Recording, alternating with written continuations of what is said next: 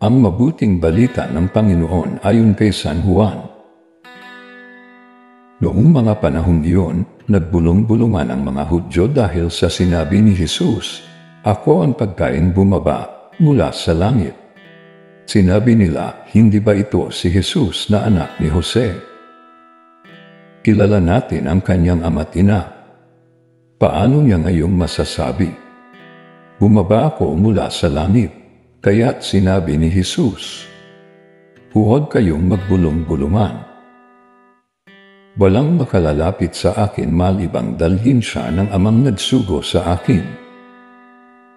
At ang lalapit sa akin ay muli kong bubuhayin sa huling araw."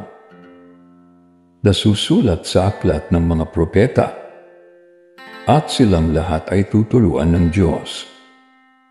Ang bawat nakikinig sa Ama at natututo ay lalapit sa akin. Hindi ito nangangahulugang may nakakita na sa Ama, yaong nagmula sa Diyos ang tanging nakakita sa Ama.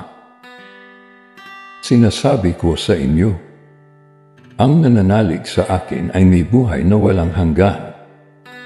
Ako ang pagkain nagbibigay buhay. Kumain ng mana ang inyong mga ninuno nang sila ay nasa ilang, gayunman ay namatay sila. Ngunit ang sinumang kumain ng pagkain bumaba mula sa langit ay hindi mamamatay. Ako ang pagkain nagbibigay buhay na bumaba mula sa langit. Mabubuhay magpakailanman ang sinumang kumain nito. At ang pagkain ibibigay ko sa ikabubuhay ng sanlibutan ay ang aking laman.